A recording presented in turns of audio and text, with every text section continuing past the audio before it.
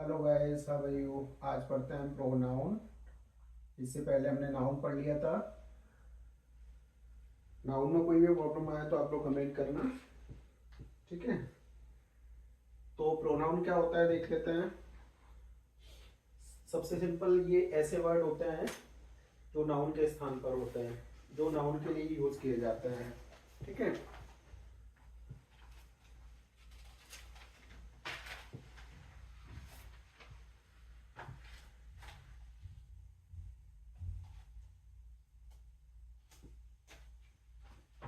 इसकी डेफिनेशन देख लेते हैं। देखो, a pronoun is a word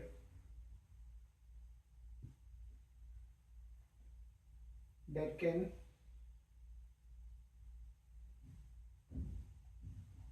can replace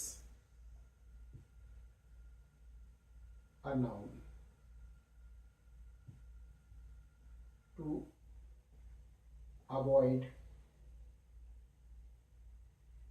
repetition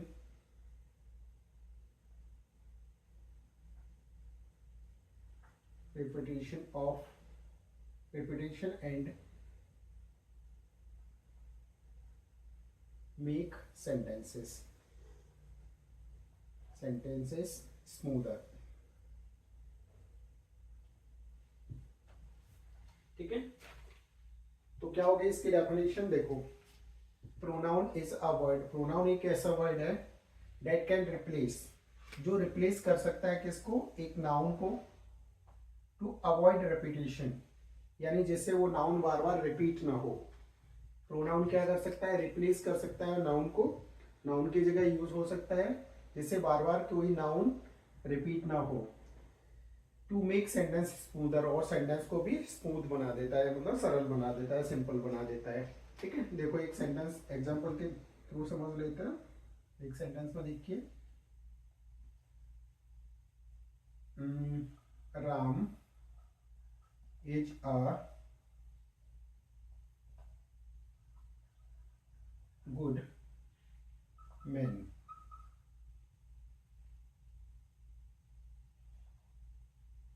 and Ram is a, ठीक है। तो यहाँ पे दो बार राम रिपीट हो रहा है। तो पहले सेंटेंस में क्या कह रहे हैं,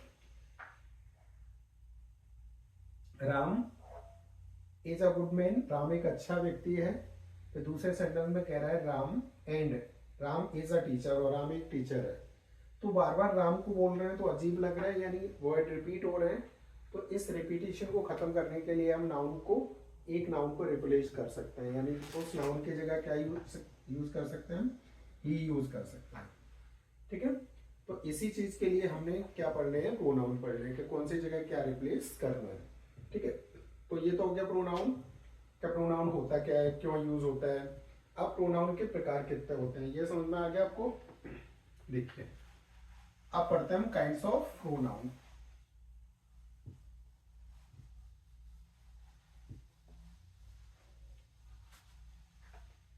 देखो, टाइप्स ऑफ प्रोनाउन, ये थोड़ा सा आपको समझना पड़ेगा।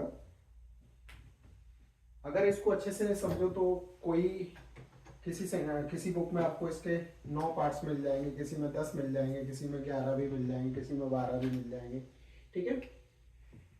तो इसके काइंड पे हम प्रॉपर ऐसे नहीं जाते कि 10 ही कह दें या 9 ही कह दें, क्यों, क्योंकि इसमें सब पार्ट्स होते जाते हैं, ठीक है।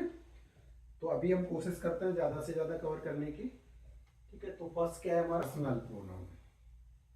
फर्स्ट है हमारा personal pronoun,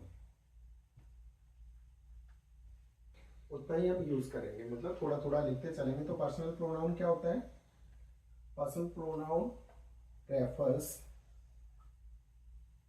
to a specific person और थिंग्स। पर्सनल प्रोनाउन क्या होता है, ये किसी निश्चित व्यक्ति या वस्तु के लिए यूज होता है। ये किसको रेफर करते हैं? किसी स्पेसिफिक पर्सन को या थिंग को। ठीक है, ये पर्सनल प्रोनाउन किसको रेफर करते हैं? किसी स्पेसिफिक पर्सन को या स्पेसिफिक थिंग को। ठीक है, ये होते क्या है इनको थोड़ा सा नोट कर लेते हैं। देखो, तो फर्स्ट सब्जेक्ट, दूसरा ऑब्जेक्ट, अभी इसकी जरूरत नहीं है पर लिख देते हैं। ठीक है, पजेसिव। तो क्या होगा देखो, फर्स्ट होगा आपका आई और वी। आई और वी होगा फर्स्ट पर्सन का सब्जेक्ट। आई का क्या होगा? मी, और इसका क्या हो जाएगा? माई। वी होगा, वी का क्या होगा? अस और अवर। सेकंड पर्सन का क्या होगा? यू। सेकंड पर्सन, यू का ऑब्जेक्ट यू, और इसका क्या हो जाएगा? योर। ठीक है, अब इसको थोड़ा सा मिटा देते हैं ऊपर से, तो ऊपर आ जाएगा।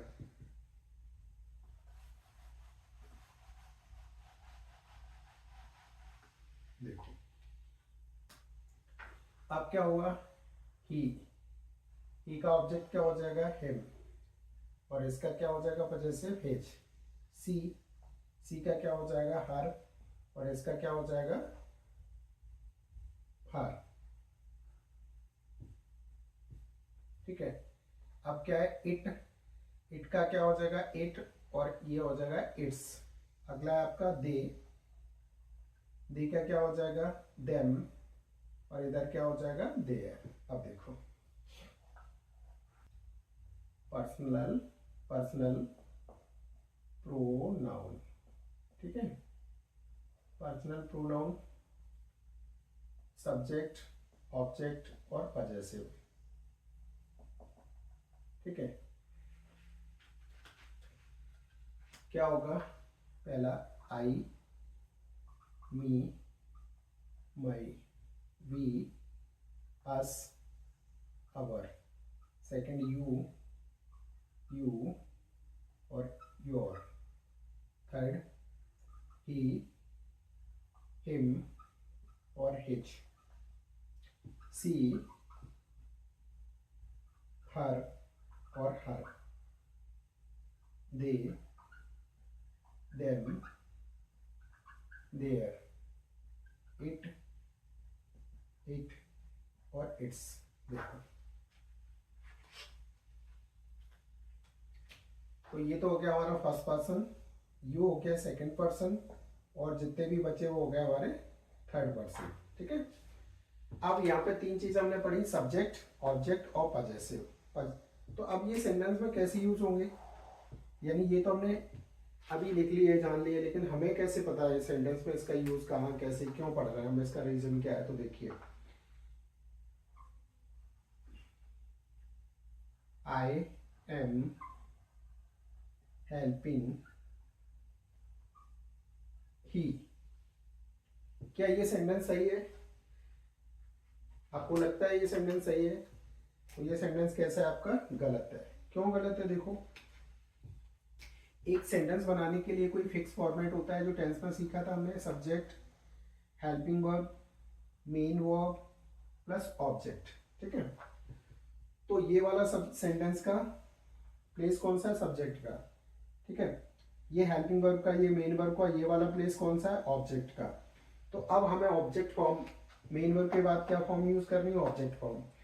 तो अब ये जो वर्ड यूज हो रहा है इसका ऑब्जेक्ट क्या है? तो ही देखिए आप कहाँ है? ये वाला। ही का ऑब्जेक्ट फॉर्म कहाँ है? ये वाला। तो यहाँ पे कौन सी वाली फॉर्म आनी चाहिए? यहाँ पे आना चाहिए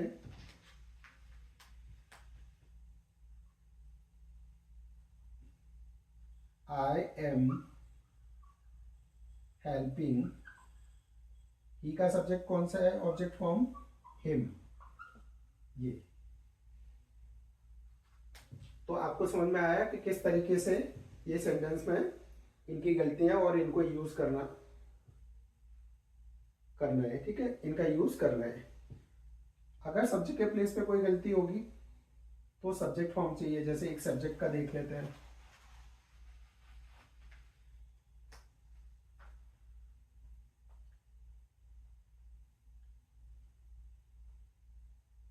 जैसे अस आर हेल्पिंग देम, ये सेंटेंस है। तो ये अस, ये किसका प्लेस है? ये सब्जेक्ट का प्लेस है। तो अस किसका सब्जेक्ट है? यानी अस का सब्जेक्ट क्या है? अस का है ये वाला, अस का सब्जेक्ट क्या है? वी। तो सेंटेंस में क्या होगा? वी आर हेल्पिंग देम, इस तरीके से। कोई प्रॉब्लम? तो इस तरीके से इनका यूज होगा। पजेसिव का यूज अभी आगे आएगा तो वो सीखेंगे। तो सब्जेक्ट ऑब्जेक्ट समझ में आया?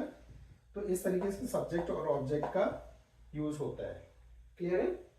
अब इसमें जो प्रॉब्लम है वो एक आएगी, अगर लेट आ जाए सेंटेंस में, ठीक है, लेट आ जाए, लेट के बाद हमेशा ऑब्जेक्ट फॉर्म यूज होगी, plus main verb plus object. ये रियल ऑब्जेक्ट नहीं है, ये रियल क्या है? सब्जेक्ट है। लेकिन सब्जेक्ट की कौन सी फॉर्म यूज होगी? ये सब्जेक्ट की ऑब्जेक्ट फॉर्म यूज होगी, ठीक है, लेट के बाद। जैसे लेट अस प्ले, ठीक है। तो ये वाला क्या है? ऑब्जेक्ट है। तो लेट के बाद कंडीशन में हमें ये ध्यान रखना है कि लेट के बाद हमेशा क्या यूज होगा?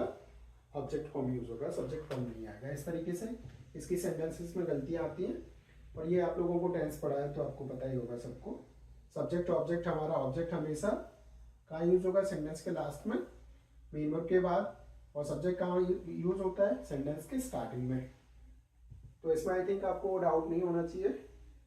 नेक्स्ट देख लेते हैं। अगर फिर भी कोई डाउट है तो इसमें कमेंट में जरूर बताएं। अगला देख लेते हैं, रिफ्लेक्सिव प्रोनाउन। रिफ्लेक्सिव प्रोनाउन, तो रिफ्लेक्सिव क्या होता है? स्वयं की इंग्लिश क्या होती है? सेल्फ। लेकिन ये सेल्फ कभी अकेला यूज नहीं होगा।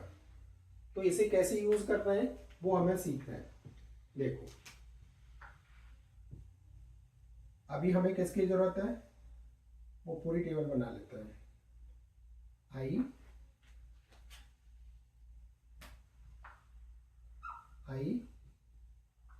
मी, my, we, us, our, you, your, he, him, his, she, her, they, them, their, it और इट्स। देखो, ये टेबल अभी भी बनाई थी हमने। तो ये कौन सा हो गया? फर्स्ट पर्सन, ये सेकंड पर्सन और ये थर्ड पर्सन। तो हमेशा जो सेल्फ वर्ड है, ठीक है, ये सेल्फ वर्ड है, वो कहाँ यूज होगा? रिफ्लेक्सिव में क्या होता है? रिफ्लेक्सिव का मतलब स्वयं, ठीक है। रिफ्लेक्सिव प्रोनाउन का मतलब क्या होता है? सेल्फ, यानी स्वयं के लिए वर्ड यूज होता है। लेकिन स्वयं के लिए वर्ड कैसे यूज होते हैं सेंटेंस में? तो सेल्फ किसके साथ आएगा? देखो, फर्स्ट पर्सन सेकंड पर्सन के तो आएगा किसके साथ? सेल्फ पजेसिव के साथ। किसके साथ आएगा? पजेसिव के साथ। पजेसिव, ये पजेसिव, ये ऑब्जेक्ट और ये सब्जेक्ट, ठीक है। तो किसके साथ आएगा? पजेसिव के साथ। लेकिन थर्ड पर्सन के जितने भी हैं उनके साथ किस में आएगा? वो आएगा सेल्फ, ऑब्जेक्ट के साथ। किसके साथ आएगा? ऑब्जेक्ट के साथ। क्लियर है? तो यहां हमने क्या सीखा कि किसके साथ आना है? ऑब्जेक्ट के साथ। इसी में लिख लेते हैं, तो जिससे सेल्फ, इनके साथ, ऑब्जेक्ट के साथ, ठीक है। वन मोर थिंग, अगर हमारा ऑब्जेक्ट या पजेसिव प्यूरल है तो प्यूरल फॉर्म लगेगी, ठीक है। और सिंगुलर है तो सिंगुलर फॉर्म। प्यूरल क्या होता है? SELVES, sorry marker. इसकी प्यूरल क्या होगी? SELVES, plural. ये वाली प्यूरल और ये वाली सिंगुलर। अब इसका यूज देख लेते हैं, ठीक है। इसका यूज क्या होगा? राम एक किताब लिख रहा है, तो क्या होगा? इसका सेंटेंस क्या बनेगा? देखो, Ram Ram is writing a book. अब पूरा सेंटेंस बना लिया, बचा क्या? स्वयं। तो स्वयं, राम का मतलब क्या है? ही, और ही ये वाला, और ही में सेल्फ किसके साथ लगेगा? ही में लगेगा हिम के साथ, तो क्या हो जाएगा यहाँ? Him self, him him self, him self. Clear है? तो Ram is writing a book himself, ठीक है। सेल्फ का सिंगुलर क्यों लगा? क्योंकि राम सिंगुलर है। क्लियर है? और देख लेते हैं।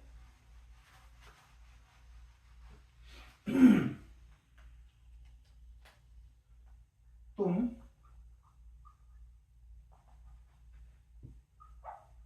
स्वयं खेल रहे हो, तो क्या करना है? आर यू आर प्लेइंग, पूरा सेंटेंस बना लेना है, स्वयं को पीछे के लिए छोड़ दो। You are playing. अब देखो, यू कैसा है? प्लूरल है, तो यू के किस में लगेगा? योर में, ठीक है। योर और योर के साथ क्या होता है? दोनों फॉर्म आ जाती है, चाहे तो सिंगुलर भी लगा सकते हो, प्लूरल भी लगा सकते हो। तो क्या होगा? यू के साथ किस में लगेगा? देखो, यू है, सब्जेक्ट क्या है? यू, और यू का पजेसिव क्या है? देखो, यू के पजेसिव में लगा है योर, तो यहां लिख लो योर, और सेल्फ का plural selves, your selves, your selves. तो ये आ गया स्वयं का, योर सेल्फ्स। कोई प्रॉब्लम? एक और देख लेते हैं। यही यूज करना हमें सीखते हैं, क्योंकि जब भी आप कंपटीशन दोगे या कुछ भी, तो इसी तरीके की मिस्टेक्स आपको सेंटेंस में मिलेंगी, ठीक है, प्रोनाउन की। एक और देख लेते हैं। हम स्वयं लिख रहे हैं, ठीक है। तो हम की इंग्लिश क्या होगी? वी, हम की इंग्लिश क्या है? We are writing. अब देखो, स्वयं, स्वयं वर्ड के लिए क्या लगाएं? वी के साथ, वी के साथ किस में लगेगा? यानी पजेसिव में। वी का पजेसिव क्या है? अवर, और अवर बी प्लूरल है, तो आपको भी सेल्फ की प्लूरल लगा देनी है, तो अवर सेल्फ्स, अवर सेल्फ्स प्लूरल फॉर्म। क्लियर है? और देखें।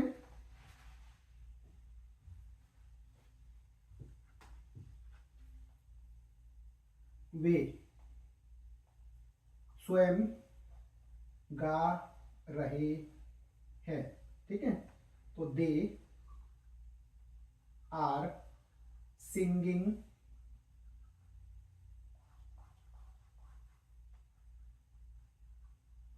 सिंगिंग। अब देखो, स्वयं बचा, तो स्वयं के लिए क्या लगाएंगे? दे। देखो, दे के किस में लगेगा? ऑब्जेक्ट में, क्योंकि दे थर्ड पर्सन है, तो देम क्या होगा? देम। अब दे प्लूरल है, तो आपको भी सेल्फ का प्लूरल लगाना है, them selves, them selves. Clear है? देम सेल्फ्स, सेल्फ नहीं सेल्फ्स। तो इस तरीके से आपको सेंटेंस में यूज करना है। कौन सा? Reflexive pronoun. क्लियर है? इसमें कोई डाउट लगे तो आप कमेंट में जरूर बताएं, और इंग्लिश सीखने के लिए आप चैनल को सब्सक्राइब करें, वीडियो अपने दोस्तों में शेयर करें। कोई भी टॉपिक पढ़ना हो तो उसमें भी कमेंट में जरूर बताएं। नेक्स्ट देखते हैं, इसको हटा दें। आई थिंक ये समझ में आ गया होगा।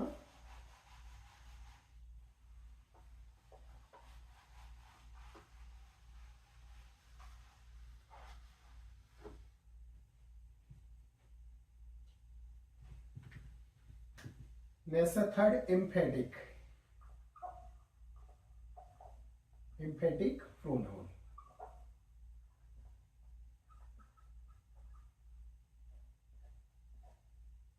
ठीक है, इसका मतलब क्या होता है, स्वयं ही तो, स्वयं ही तो। इसका यूज क्या किया जाता है, सब्जेक्ट पर प्रेशर डालने के लिए। सब्जेक्ट को जब सब्जेक्ट पर प्रेशर डालना हो नाउन पर, तब इसका यूज किया जाता है। ठीक है, इसका भी देख लेते हैं, सेम टेबल बनानी पड़ेगी फिर से। सब्जेक्ट, ऑब्जेक्ट और पजेसिव। ठीक है, I, me, my, we, us, our, you, your.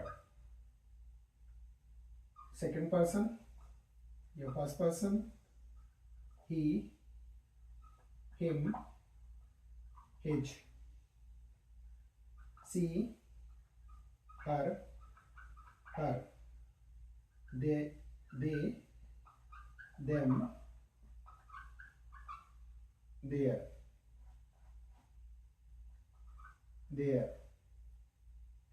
it और इट्स। देखो, स्वयं ही तो बस ये बढ़ गया है, बाकी तो सभी अभी पढ़ा था हमने। सेल्फ किस में यूज होगा, क्या होगा, सेल्फ सिंगुलर, और प्लूरल क्या होगा, सेल्फ्स। ये सिंगुलर और ये प्लूरल। तो सेल्फ किस में यूज होगा, फर्स्ट पर्सन, और सेकंड पर्सन के किस में, पजेसिव में।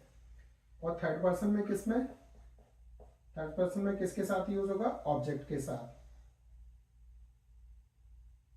सेल्फ। क्लियर है। लेकिन अभी सेंटेंस में इसका प्लेस बदल जाएगा।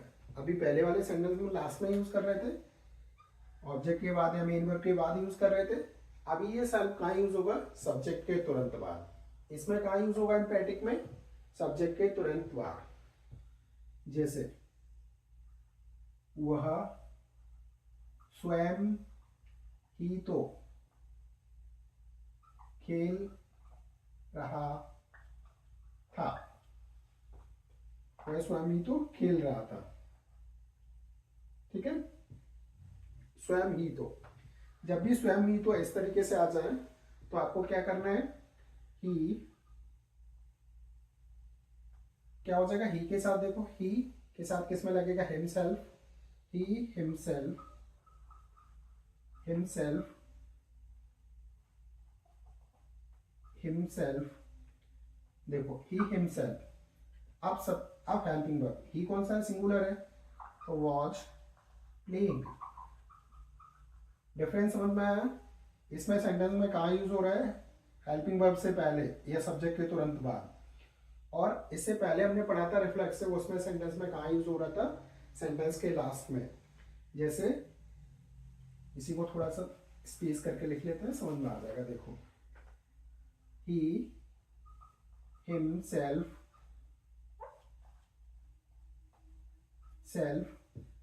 was playing। दूसरा, he was playing himself। तो देखो, दो सेंटेंस दोनों ही सही है। जो इसमें तो हमने हिमसेल्फ यूज किया कहाँ पे, सेंटेंस के तुरंत बाद, यानी सब्जेक्ट के तुरंत बाद, सब्जेक्ट और हेल्पिंग वर्ब के बीच में। लेकिन जो लास्ट वाला है, इसमें हमने सेंटेंस के लास्ट में यूज किया। किसकी इंग्लिश, स्वयं ही तो की। तो इसको क्या कहेंगे, रिफ्लेक्सिव प्रोनाउन, और इसको क्या कहेंगे, एम्फेटिक प्रोनाउन। ये कौन सा है, एम्फेटिक प्रोनाउन। ठीक है, तो बस आपको क्या प्लेस, इसमें प्लेस चेंज करना है आपको, बाकी पूरा टेबल पहले जैसा ही है। ठीक है, तो आई थिंक ये समझ में आया होगा। इस तरीके से गलतियां आती हैं। ठीक है, ये बेसिक आपको पता होगा, तो कोई भी मिस्टेक्स आ जाए आप उसको क्लियर कर सकते हो। ठीक है, अगला देख लेते हैं, इसको हटा दें।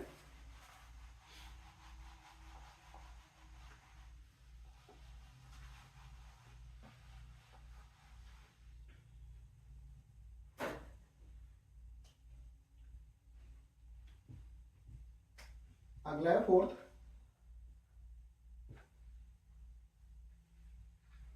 डेमोस्ट्रेटिव।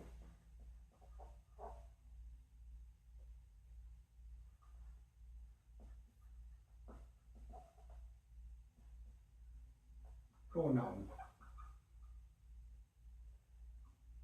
Demonstrative pronoun.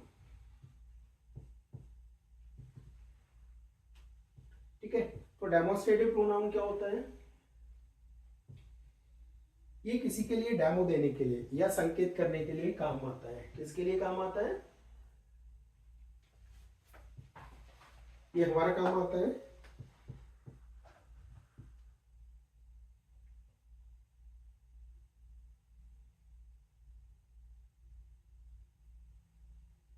तो डेमोस्ट्रेटिव प्रोनाउन काम आता है to point out point out to specific things. ठीक है, ये क्या करता है?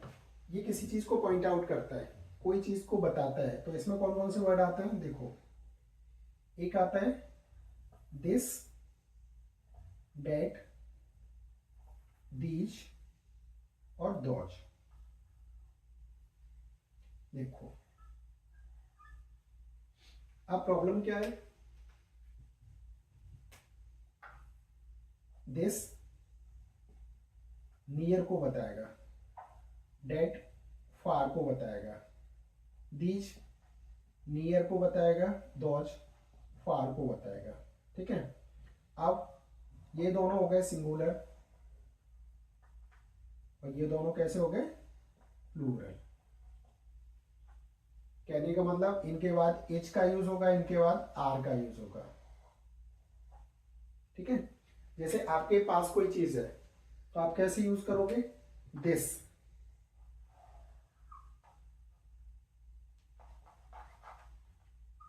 यह एक किताब है, तो यह मीन्स आपके पास, तो क्या करोगे? This is a book.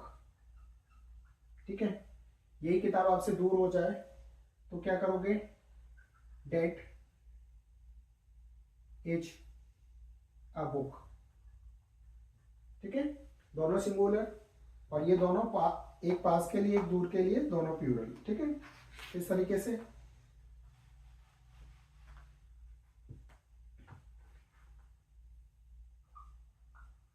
Those are books.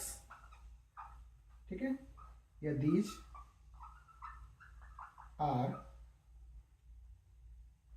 Are books, इस तरीके से।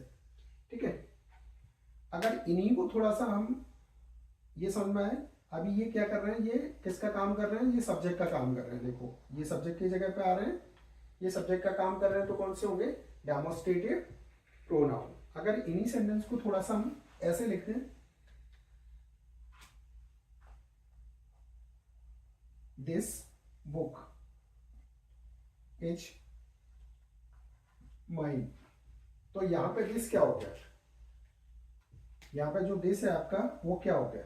यहाँ पे ये दिस हो गया एडजेक्टिव। अब आपका प्रोनाउन नहीं है क्योंकि इसके बाद एक नाउन आ गया। ठीक है, ये नाउन आ गया, तो ये आपको समझना है कि ये प्रोनाउन कब होगा? जब खुद सब्जेक्ट बन के आएगा तब। क्लियर है? और ये एडजेक्टिव भी होते हैं और प्रोनाउन भी होते हैं, तो ये सेम दोनों का काम करते हैं, एडजेक्टिव का और प्रोनाउन का। तो ये आपको समझ में आया होगा। नेक्स्ट देख लेते हैं, इसको हटा दें।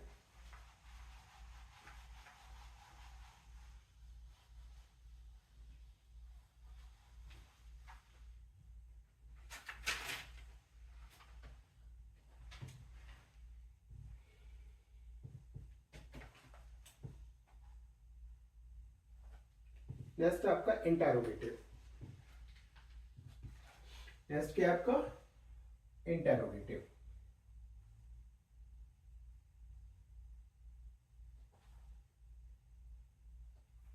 Fifth, interrogative pronoun. इंटेरोगेटिव किसके लिए यूज होता है? To ask the question, to ask question, या क्वेश्चन पूछना हो तो इंटेरोगेटिव का यूज होता है। ठीक है, ये कौन कौन से होते हैं देखो, हु किसके लिए यूज होता है? पर्सन के लिए। और क्या बनेगा? ये सब्जेक्ट बनेगा। whom किसके लिए यूज होता है? पर्सन के लिए, लेकिन क्या बनेगा? ऑब्जेक्ट बनेगा। whose किसके लिए यूज होगा? पोजेशन के लिए। किसकी चीज है वो बताएगा। what किसके लिए यूज होगा? थिंग्स के लिए। और which चॉइस के लिए। ठीक है, तो ये सभी क्या बनेंगे? इंटरोगेटिव प्रोनाउन होंगे। ठीक है, और ये किस तरीके से यूज होंगे देखो। कौन क्रिकेट खेल रहा है? तो क्या करोगे? Who is playing cricket. तो हु आ गया यहाँ पे सब्जेक्ट के प्लेस पर, तो सब्जेक्ट का काम कर रहा है। ठीक है, इस तरीके से।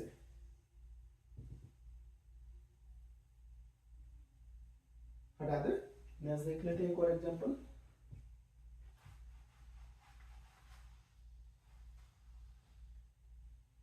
एक और आ जाए। तुम किसके साथ खेल रहे हो? ठीक है, तो पर्सन और ऑब्जेक्ट के लिए क्या यूज होगा? किसके साथ। किसके साथ के लिए क्या यूज होगा? क्योंकि इंटरोगेटिव है तो इसको हम पीछे तो ले नहीं जा सकते। इंटरोगेटिव वर्ड हमेशा पहले आते हैं, तो क्या लिखोगे? With whom। लेकिन है तो ये ऑब्जेक्ट, क्योंकि खेलने वाले कौन हो? तुम खेल रहे हो किसके साथ? इसके साथ। ये ऑब्जेक्ट है, लेकिन ऑब्जेक्ट है किसका? इंटरोगेटिव। तो with whom are you playing, इस तरीके से। तो ये किसके लिए हो गया? ऑब्जेक्ट के लिए। इंटरोगेटिव है इसलिए पहले आया। तो इस तरीके से इनका यूज होगा। तो इसमें कोई डाउट लगे तो आप कमेंट में जरूर बताएं। हटा दो इसको। नेक्स्ट देख लेते हैं।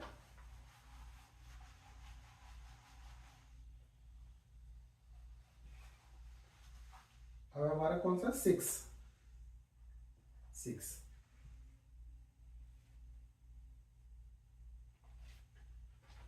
सिक्स हमारा रिलेटिव प्रोनाउन। Relative pronoun. ठीक है,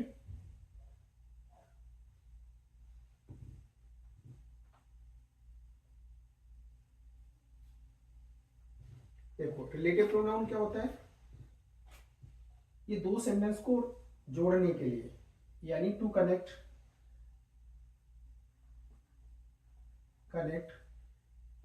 टू सेंटेंसेस। ठीक है, इसका यूज होता है टू सेंटेंसेस या टू फ्रेजेस को कनेक्ट करने के लिए।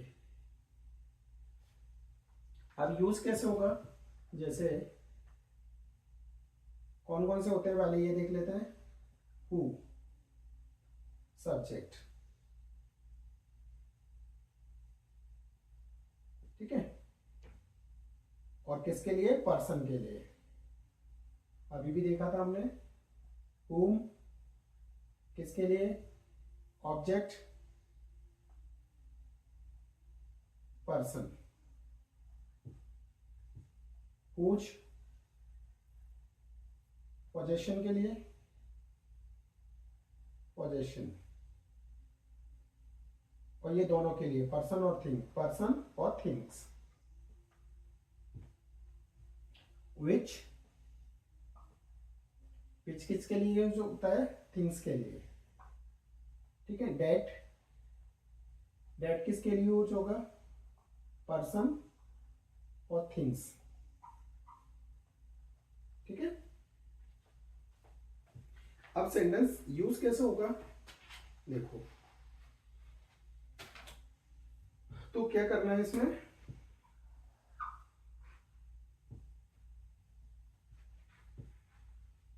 तो एक सेंटेंस लिख लेते हैं।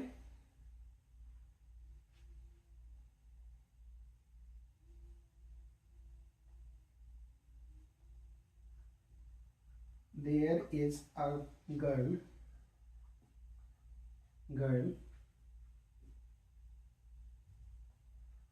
Who is my friend, who is my friend. देखो, क्योंकि पहले सेंटेंस में पर्सन की बात चल रही है तो हमने क्या लगाया, हु, और हु क्या बनेगा, सब्जेक्ट, तो हेल्पिंग वर्ब बात में आ रही है। ठीक है,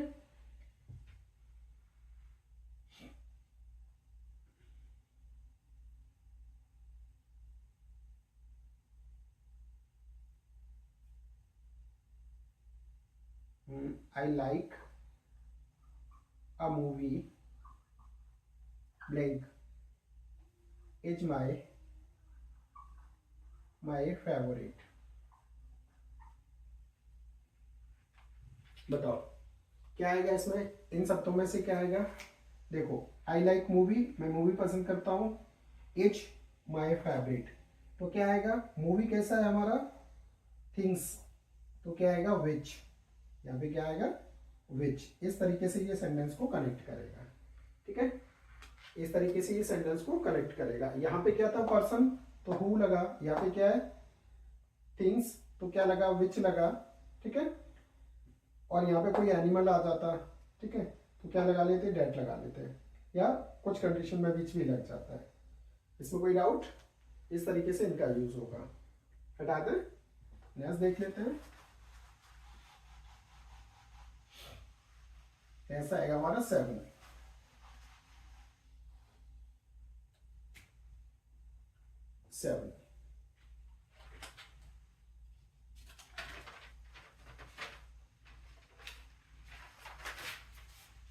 देखो 7 क्या है,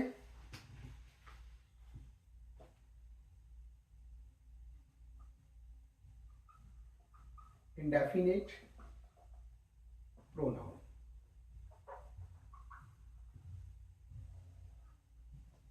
अब देखो, अभी हमने स्टार्टिंग में कहा था आपसे कि प्रोनाउन का कोई फिक्स पार्ट नहीं होते। ठीक है, कभी 9 पढ़ लेते हैं, कभी 10, कभी 12, तो उसका रीजन ही क्या है कि इसी को हम 2 या 3 पार्ट में भी बना सकते हैं। जैसे क्या होगा, इंडेफिनेट प्रोनाउन हो गया, यहीं पे एक क्या कर देते हम, डेफिनेट प्रोनाउन अलग कर देते, इंडेफिनेट प्रोनाउन अलग कर देते, तो इनके 2 पार्ट हो जाते हैं। इसी तरीके से कई बार सब पार्ट्स बना देते हैं, तो इनके नाम बढ़ते जाते हैं। ठीक है, तो इंडेफिनेट प्रोनाउन क्या होते हैं, ये क्या करते हैं, किसी को रेफर करते हैं, पीपल और थिंग्स को, जो कैसी होती हैं, स्पेसिफाई नहीं होती, कोई पर्टिकुलर के लिए नहीं होती, सभी के लिए होती है। तो देख लेते हैं। देखो,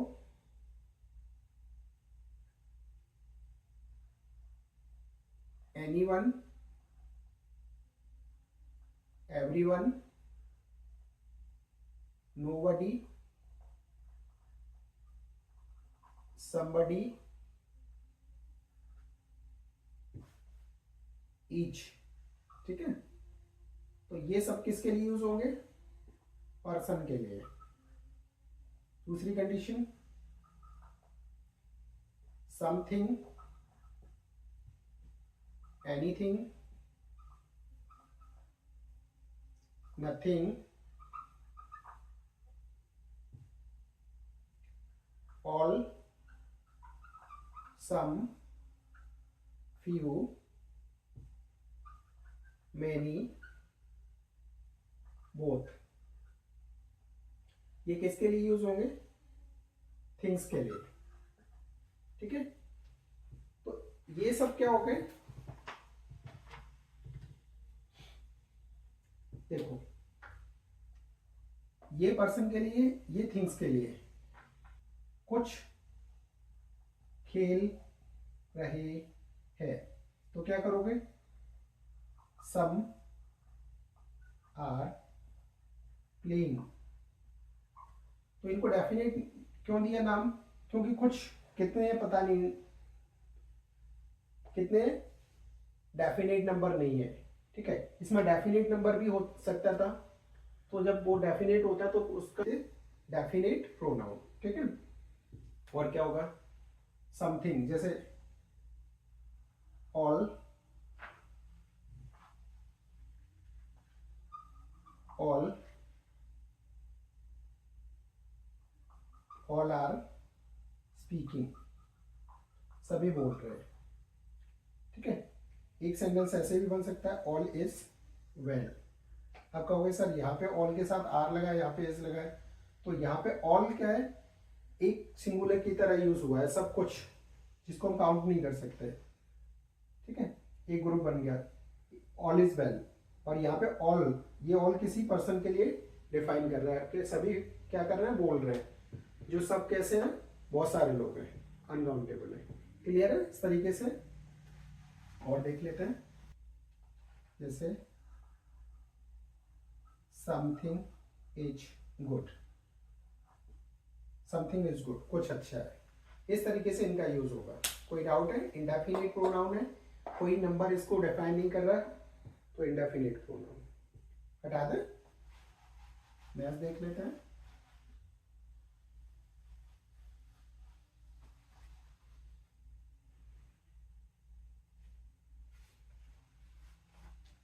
नेक्स्ट आपका रेसिप्रोकल।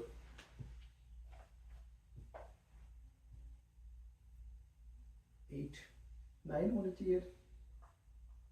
रेसिप्रोकल,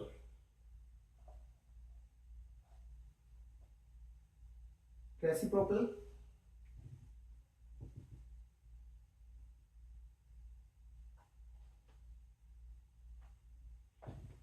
ये क्या होगा? Use to show, use to show mutual, mutual action और रिलेशनशिप। ठीक है, तो एक दूसरा, एक दूसरे, तो इसमें क्या होता है, एक तो वर्ड होता है ईच अदर, ईच अदर, दूसरा ईच अदर किसके लिए? For two, for two. एक होता है वन एंड अदर, तो वन एंड अदर किसके लिए होता है?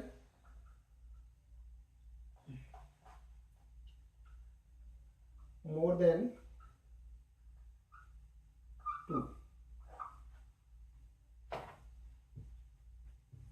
देखो, ईच अदर दो के लिए और वन एंड अदर दो से ज्यादा के लिए।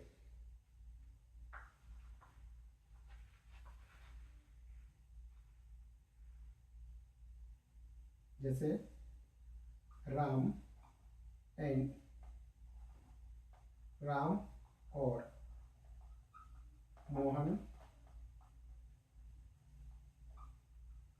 एक दूसरे की मदद कर रहे हैं, तो क्या होगा? Ram and Mohan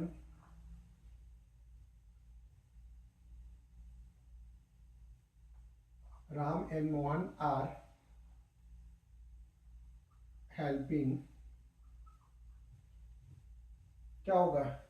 each other या one and other? Each other, each other. क्यों? क्योंकि राम और मोहन कैसे हैं?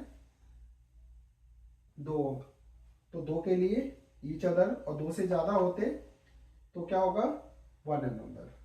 Ram and Mohan are helping each other, और यहीं पे हम एक दूसरे की हेल्प कर रहे हैं, तो वी आर हेल्पिंग, क्या होगा? One and other. इस तरीके से इसका यूज होगा। तो ये आपके प्रोनाउन हो गए। इनमें कुछ भी अगर डाउट लगे, आपको समझ में नहीं आया, तो आप कमेंट में जरूर बताएं, और कोई भी टॉपिक पढ़ना हो तो उसके लिए आप कमेंट करें। Thank you for watching.